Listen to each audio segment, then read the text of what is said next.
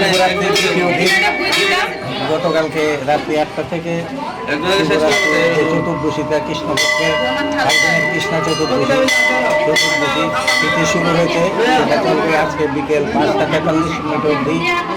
কালকেও রাত্রে মোটামুটি 12টা অবধি ভক্তরা বাবার মাথায় জল ঢেলেছে। তারপর আবার বিকেল 5টা থেকে মন্দির খুলে দেওয়া হয়। আর আজকে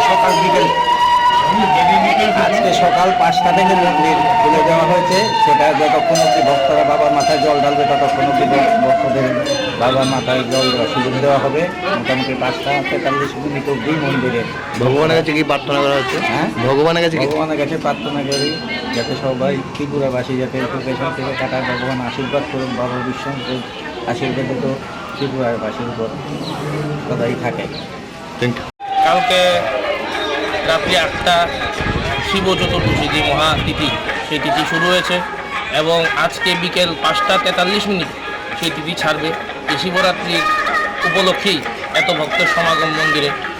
আজকের দিনে বাবার মাথায় জল ঢেলে ভক্তরা মনস্কামনা বললে মনস্কামনা পূর্ণ হয় এবং এই শিবরাত্রি মেলা উপলক্ষে আমরা 2 দিনব্যাপী আমরা 2 দিনব্যাপী মেলার আয়োজন করেছি। কালকে মেলা শুরু হয়েছে, আজকেও থাকবে। আজকে ভোরবেলা বাবার শিবরাত্রির বিশেষ পুজো হয়েছে এবং বিকেলবেলা সন্ধ্যা আরতি হবে। ভগবানের কাছে কি প্রার্থনা করা হয়? ওদের যার যার মনস্কামনা যা আছে তাই প্রার্থনা করে ভগবানের কাছে, সেটাই ভগবান পূর্ণ করে। আমি তো লাস্ট ইয়ারও এসেছি, এবার এসেছি আমার যাতে ফ্যামিলি সবাই ভালো থাকে, আমার হাজবেন্ড যাতে ভালো থাকে আর সবাই যাতে ভালো থাকে, মানে পুরা। ভগবানের কাছে কি প্রার্থনা করলেন? ভগবানের কাছে কি প্রার্থনা করলেন?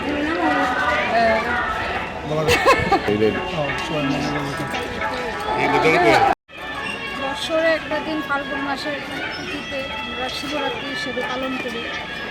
শিব ঠাকুরকে আমরা আমাদের সপরিবারের সবার জন্য, আমার স্বামীর জন্য, আমার সন্তানের জন্য প্রার্থনা করি যেন সবাই যেন ভালো থাকে, সবার যেন মঙ্গল হয়। সেটার জন্য আমরা আসি এখানে, শিবের মাথায় জল ঢালি।